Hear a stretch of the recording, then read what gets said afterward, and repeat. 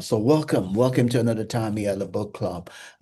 So we're gonna continue here, and it's gonna be chapter two.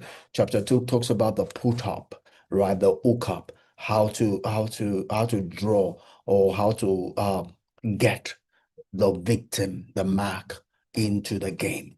Right. Don't forget, we're talking about the confidence game, which is pretty much a game that involves you handing the trust of someone with the intent of abusing that trust. Right? That's what the confidence game is about, is handing the trust of someone in a bid to abuse that trust to get some gain for yourself, right? And there are different words for the confidence game. Is some people call it the doodling game. Some people call it a swingling. The 419 is a popular one. There's we'll call it mogul in our local vernacular, But key thing is a deception. You're deceiving people with the intent of getting something from them. It might be their loyalty, it might be their treasure, but it might just be controlling them, right? But there's something you're getting from them by reason of deceiving them, in a sense, hypnotizing them, with the intent of getting something from them that you will either to have not gotten, by means of reasoning. In their proper mind, they won't give it to you, but you get them to a place where they give it to you against uh right reasoning, right thinking, because you have colored their reasoning to be able to use to be able to get them to do something they will not have either to done, right?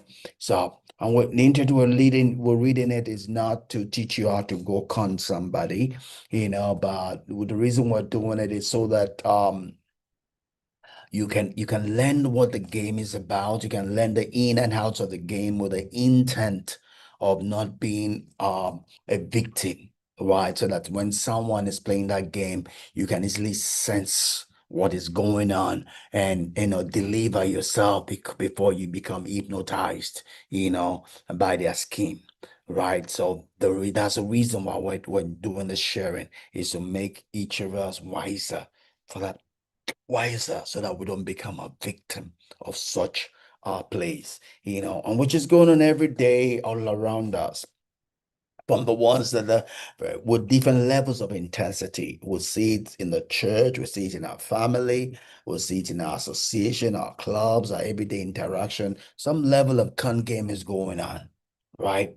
So, but irrespective of the one you find yourself, the reason we're doing is so that you can see it. You can see it for what it is. You can see the tree for the forest, right? That's why we're doing this, and I hope we're hitting our mark. Feel free to get back, with your questions, addition, or whatever it is, and we can, both all learn together and grow by that reason. All right. The additional thing I'm trying to do, like I say, I've been saying to all through the study, is also, confidence is something we need, to live life successfully.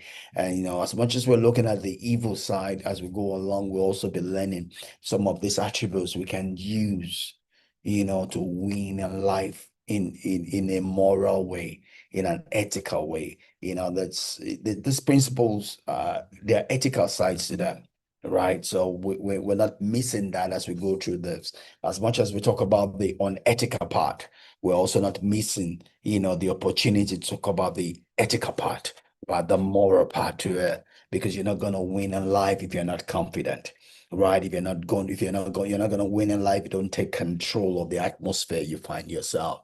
If you don't rise to the occasion of life, life will sweep you out, right? Life will run riot on you, right? Life will cheat you of the best if you don't stand up, and take control of the atmosphere, of the details of your life.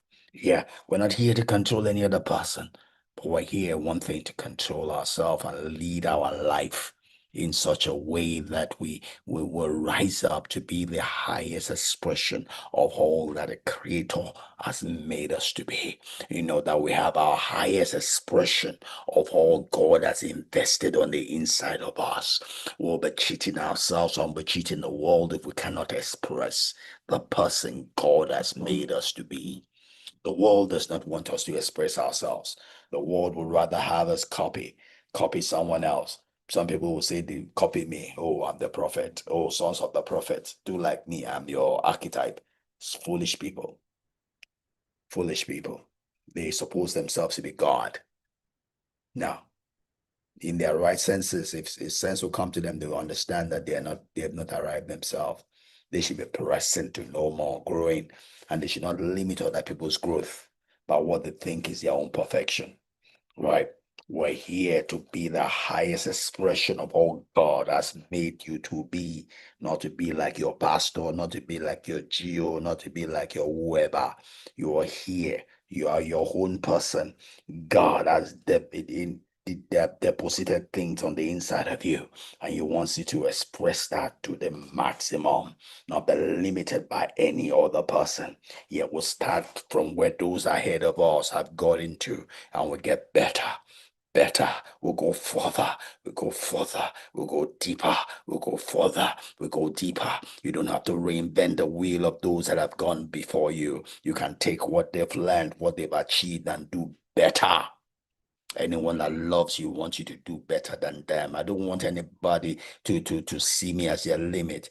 I'm here to tell you what I have learned, to share my life with you, not with the intent to limit you, but with the intent that you can go better, further than I have ever gone. Yeah, I'm here knocking on 60, right? If you're 20 years old, you have the benefit of momentum. You have the benefit of momentum. I'm giving you my 60 years experience. Add it to your 20 and you can walk at level of wisdom of 80, right? You can take what I have learned. You can take what I have paid the price for, and you don't have to reinvent the wheel. You can do better than I've ever done because you have years ahead of you.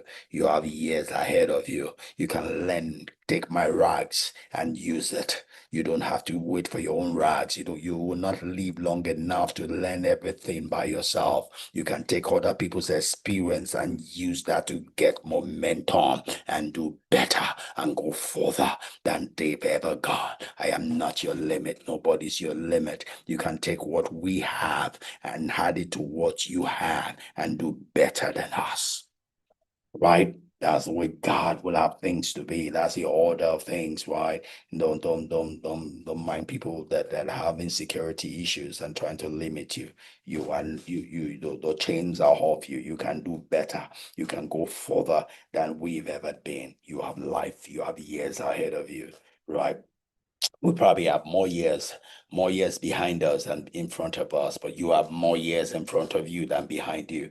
Make that work for you. Let that work for you. Let that work for you. Take the wisdom and run. Right? All right, great.